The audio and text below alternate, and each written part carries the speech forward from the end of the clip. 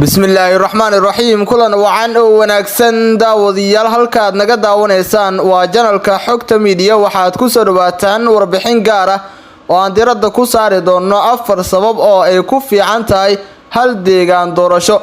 Haddaba shirka golaha wadatashiga qaran ee markaasi ka soconaya magaalada caasimadda Muqdisho ma lagu joojin doonaa labada deegaan doorasho oo ma la ansixin doonaa hal deegaan doorasho. Warbixintan ayaa daawadayaal idinku soo gudbi doona haddii la doorto hal deegaan doorasho maxay tahay faa'iidada ku jirto afar sabab oo ay ku fiican tahay ayaana daawadayaal warbixintan idinku qaadaan dhigi doona.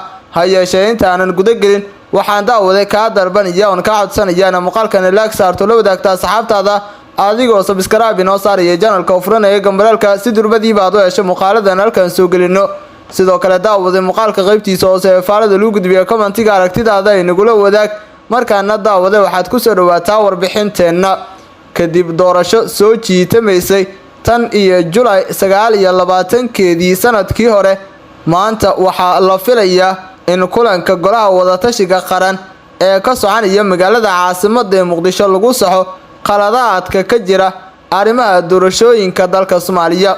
qodobada laga hadlayo marka laga soo tago amniga oo ra'iisul wasaaraha inuu hoos tago la adkeyn doono saxida habraacyada doorashada, habeynta xulista ergada, qeexida jadwalka iyo gudiyada doorashada.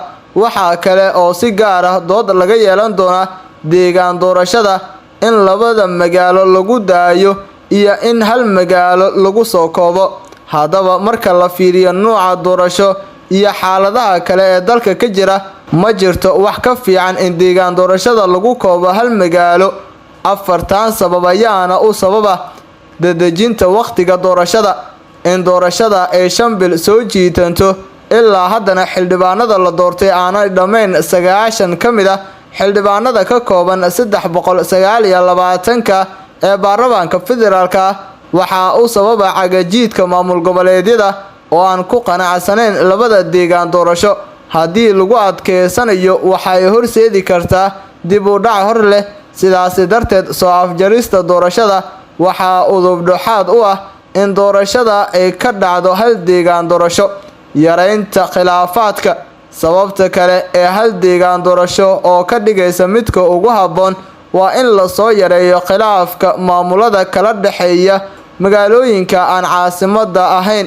marka laga reebo Koonfur Galbeed iyo Cabdicasiis Laftagareen inta kale madaxda waxa ay caqabad kala kulmi doonaan magaalooyinka kale sida Deniga Puntland iskuma fiicna Boosaaso.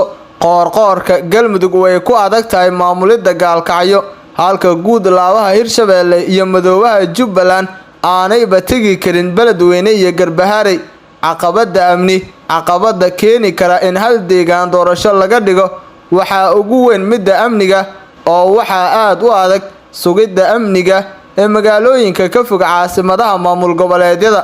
qaarkood magaalooyinkaasi dhulka laguma tegi karo oo waxa ku hareeraysan al-shabaab sida Baraawe halka qaar kale ay geesaha iyo gudaha ka joogaan ciidamo ka soo horjeeda maamulka sida Boosaaso, Beledweyne iyo Garbaharey.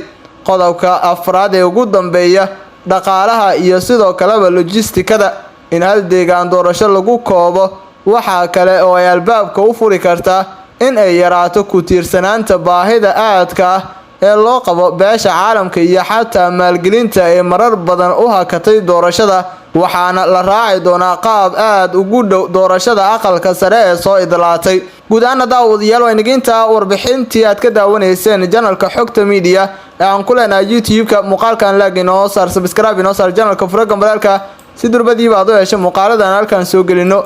sidoo kale daawade muuqaalka qaybtiisa hoose ee faalada lagu gudbiyo commentiga aragtidaada inagula wadaag. tan iyo warbixintan mid laacayna inta dib isugu kulmi doonana nabadgelyo.